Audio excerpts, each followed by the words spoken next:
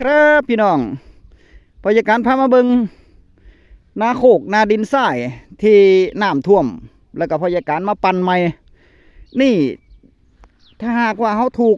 ถ้าถ้าหากว่าเขาวานถูกช่วงจังหวะเวลาในการวานเข้าเนี่ยก็คือช่วงที่เขาวานแล้วฝนบ่ตกใส่น้ำบ่ท่วมนี่มันสิออกมางามเห็นบ่พี่น้องเนี่ยออกเสมอกันเบิดเลยนี่เห็นบ่เนี่ยเข้าออกเสมอกันเบิดเลยเนี่ยเข้างามวานรอบสองแล้วนี่อันนี้วานรอบสองพี่น้องถ้าเขาวานถูกช่วงจังหวะเวลามันนี่ถ้าเขานั่งลงนี่มันให้งามบ่เนี่ยเบิ่งติเลยมันจะงามออกคือกันเบิดดีกว่าที่พยาการวานรอบแรกอยู่แต่ว่าทางพุ่นน้ำมันห่งกะมันที่เห็นสีน้ำตาลมันมีเข่าเบิดเด้แต่ว่ามันห่างจากหน่อยแต่ถ้ามันแตกกอแล้วมันก็พอดีอยู่ถ้าแตกกอแล้วก็จะพอดีอยู่แต่ว่าให้นี่จะทีไปจักหน่อยนึงทีไปจักหน่อยนี่ให้นี่วันตุ่มเนาะให้นี่ปันตุ่มวันตุ่ม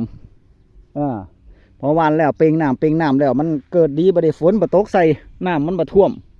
มันก็เลยเกิดงามอยู่ถ้าว่าฝนตกใส่ตอนนี้มาเลยฝนนั่นบ่เป็นหยังบ่นี่แต่ว่าเขาอยากให้น้ำมันท่วมตันน้ำไว้ได้เลยเนี่ยแบบนี้ตันน้ำก็อย่าให้น้ำมันหลายน้ำซ้ำหนึ่งนี่ก็พอก็ถือว่าโอเคเลยนะถ้าเป็นแบบนี้เด้วานเข้ากับวานปุ๋ยนี่พี่น้องวานเข้ากับวานปุ๋ยการวานนี่ถ้ามันถูกช่วงจังหวะเวลาที่เหมาะสมนี่มันจะพอดีเลยมันจะงามนะบ่ว่าถ้าเขาวานเข้าช่วงที่สัก15 มื้อฝนบ่ตกเลยโอ้ยถ้าเป็นดินซุ่มนี่เกิดงามคักละเข้ายืนต้นแข็งแรงหลังจาก15 มื้อไปฝนตกโอเคเลย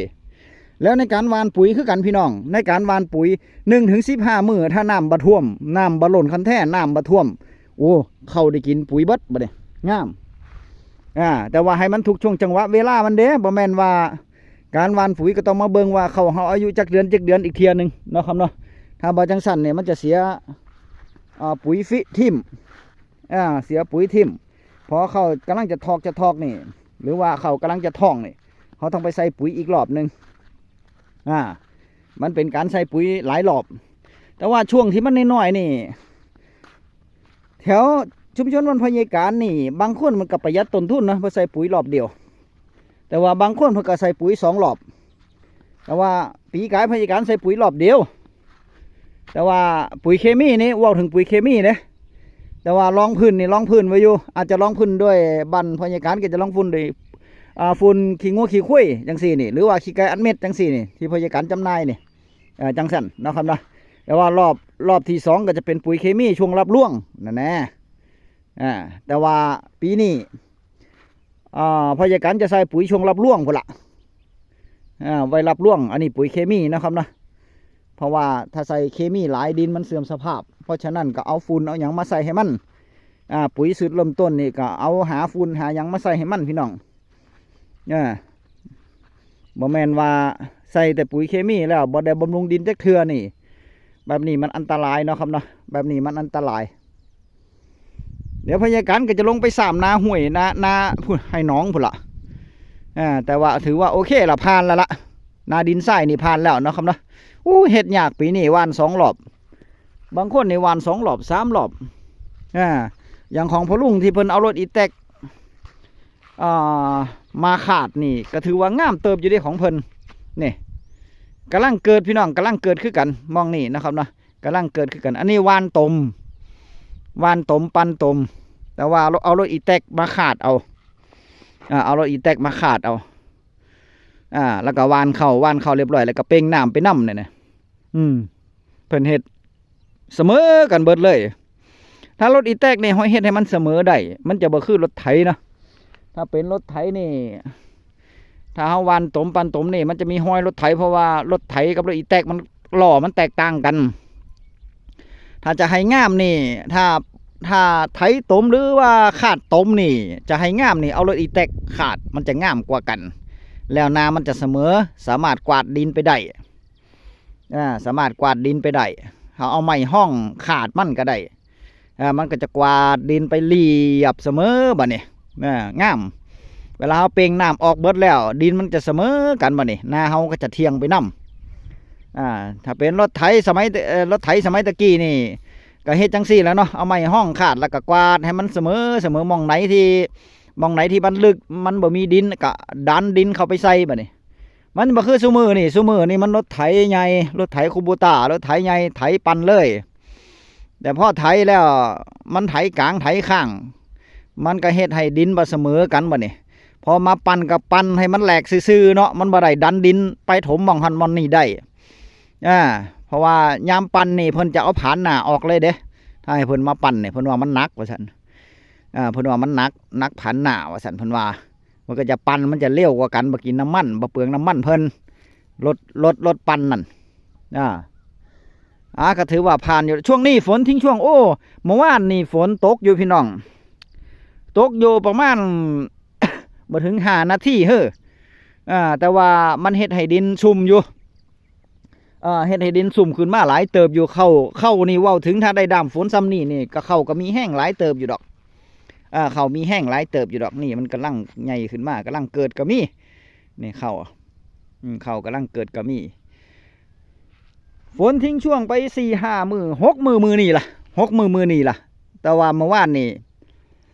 ฝนตกนี่บ่นับเนาะเพราะมันตกพอซ้ำนึงนี่แต่ว่าเข้าก็มีแห้งอยู่แต่ว่ามันบ่ได้น้ำได้ท่าแล้วพยาการตันน้ำไว้แล้วได้เนี่ยตันน้ำไว้แล้ว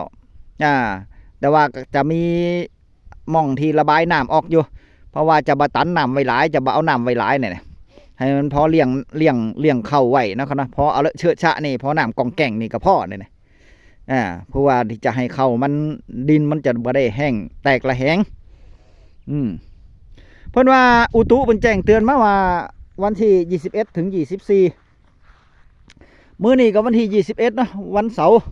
วันที่21เอาเบิ่งแม่นแรงเด้อแต่ว่าบ้านพยาการยังบ่ทันมีฝนอยู่เด้ยิ่งภาคเหนือตอนบนกับภาคอีสานตอนบนแล้วก็อีสานช่วงที่อยู่ตะวันออกนี่เพิ่นว่าฝนสิมาแห้งก็รอเบิ่งว่ามื้อนี้มื้ออื่นฝนสิตกบ่ใจนี่อยากให้ตกอยู่เด้เพราะว่าดินมันเริ่มแห้งละดีที่ว่ามันตกมาปล่อยเมื่อวานเนี่ยช่วงตอนเที่ยงนะครับนะตกไปปล่อยมาเมื่อวานช่วงตอนเที่ยงไปหาบ่ายนี่แหละประมาณนี้มันตกมาปล่อยก็ยังไข่อยู่เข้าก็ยังสุ่มซื่นอยู่เนี่ยเกษตรกรแถวชุมชนบ้านพยาการตอนนี้ก็ไล่ตาบเข้าหรือว่าปั่นซ้ำบางคนกับปั่นไม้เบิดทุงเลยปั่นไม้เบิดทุงเลยล้อจังหวะกันอยู่นี่แหละว่าเบิงอุตุไปน้ำว่าฟ้าฝนสิมีตอนใดนี่แหละเพราะว่ามันหลาบกันบ่นี่ปั่นปุ๊บเขากำลังเกิด4-5 มื้อนี่เขากำลังแทงนอมานี่น้ำฝนมาแห้งน้ำออกแกงเลยท่วมเป๊ะเบิดไปเขาเน่าเบิดแบบพยาการนี่แล้วเขาพยาการวานรอบแรกก็ได้4 มื้อคือกันเขากำลังเกิดปริปะเลาะขึ้นมากำลังแท่งหากขาวๆอยู่ก็มีน้ำท่วมมันจะไปเหลือเนาะท่วมก็ท่วมหลายมือกว่าจะเป่งน้ำบกเนาะมันเป่งน้ำบกง่ายเนาะเพราะว่าน้ำมันมาเติมมาเรื่อยๆนี่แหละถึงเขาก็ปล่อยลงมาเนาะมันก็ฮับช่วงต่อกันไปจนกว่าจะเบิดถึงเบิดไล่กันไปหมดแล้วพอมันว่ามีเหมืองหรือว่ามันบ่มีชลประทานที่สามารถทอดน้ำของแพของมันได้นะเทน้ำทิ้งของแพของมันลงชลประทานไปเลยหรือว่าลงคลองไปเลยนี่มันบ่แมนหน้าแถวทางนี้มันก็ไผอยู่ทางต่ำก็รับน้ำต่อกันไปทั้งเลยหน้าไผอยู่ต่ำกันรับน้ำกันมองสูงไปเรื่อยๆนี่แหละรับช่วงกันต่อไปนี่ก็เทคนิคง่ายๆก็คือในการหว่านข้าวกับหว่านปุ๋ยนี่2 อย่างนี้จะคือกัน1ให้มันถูกช่วงวันเวลา2ให้มันถูกจังหวะให้มันเหมาะสมนะมันจะได้บ่เสียถ้าเฮาหว่านผิดนี่ถ้าเฮาหว่านเข้าเสียข้าวพันธุ์ปลูกได้บ่นี่เสียข้าวปลูกเด้เพิ่มต้นทุนรถไถมา2 รอบเด้อบ่นี่ถ้าเฮาหว่านปุ๋ยบ่ถูกจังหวะหว่านแล้วน้ำมาท่วมบ่นี่โอ้ยน้ำปุ๋ยไหลเบิดบ่นี่เข้าเฮาก็บ่ได้รับปุ๋ยเต็มทีต้องมาหว่านซ้ำมาหว่านเติมใหม่ มันก็ต้องไปเสียเงินซื้อปุ๋ยอีกนั่นสองอย่างนี่เอาดีๆเด้อพี่น้องเด้อเบิ่งดีๆเบิ่งช่วงจังหวะเวลาดีๆแล้วปุ๋ยนี่ก็คือสำคัญดิในการหว่านปุ๋ยนี่ปุ๋ยแต่ละดินนี่ก็บ่คือกันดินทรายนี่ก็อีกอย่างหนึ่งดินเหนียวก็อีกอย่างหนึ่งนะครับเนาะตามที่เกษตรเพิ่นแจ้งมากก็คือด้านดินทรายนี่ก็1688หรือว่า16 8เนี่ยนาดินทรายประมาณนี้หรือว่าอีแตน1845อีแตนราคาถึกแน่ถึกลงมาแน่แต่ว่าตอนนี้ขยับราคาปุ๋ยขึ้นไปเบิดแล้วถ้าเป็นดินเหนียวดินเหนียวก็ส่วนมากก็16 20พี่น้องปุ๋ยสูตรเริ่มต้นปุ๋ยบำรุงรากบำรุงต้นบำรุงใบเป็นปุ๋ยสูตรเริ่มต้นสำหรับดินเหนียว16 20นาดินเหนียวอันนี้เกษตรเพิ่นให้มาตามสภาพของดินนั่นเนี่ยตามสภาพของดินเว้าเป๊ะๆเลยนะครับนะแล้วพอเกษตรที่รุ่นใหม่ๆมาเนี่ยที่เพิ่นอบรมนี่เพิ่นให้ใส่ยูเรียอย่างเดียวดิพี่น้องปุ๋ยสูตรเริ่มต้นก็เอายูเรียหว่านปุ๋ยรับร่วงนี่ก็เอายูเรียหว่านเด้ใส่ยูเรียเพิ่นว่าแต่ขาดยูเรียบ่ได้เพิ่นว่าแต่ว่าเขาจะไปใส่หลายใส่ให้มันเหมาะสมถ้าเขาใส่หลายมันจะโพดปุ๋ยยูเรียนี่อันตรายอยู่เด้ใส่หลายๆนี่ใบเขียวปึดขึ้นมาปุ้ยงามแล้วบัดนี้อีกจักหน่อยนึงมันงามบ่เศร้าใบอ้วลงบัดนี้โอ้ยถ้าเข้าอ่อนๆนี่เพียลงเนี่ยผู้ใดใส่นาเบิ่งสังเกตเบิ่งถ้าผู้ใดใส่ยูเรียหลายๆนี่นาแปลงนั่นล่ะจะโดนถ้ามีเพียมีหยังนี่ก็จะลงก้อนหมูล่ะใบหุ่นเบิดเด้อบัดนี้จังเข้าไปใบหุ่นหมดเลยนั่นยูเรียอันนี้ลิตรของยูเรียกับ4600พี่น้องยูเรียเนาะครับเนาะสูตรของเพิ่นก็คือโตหน้ามันหลายเต็มเลยแล้วตัวกลางตัวหลังบ่มีแต่เวลาใส่ปุ๋ยรับร่วงหรือว่าใส่ปุ๋ยตอนท้องนั่นตอนนี้แถวชุมชนบ้านพญาการก็จะเปลี่ยนไปอีกล่ะก็จะเอาตัวหลังหลายบ่เนี่ย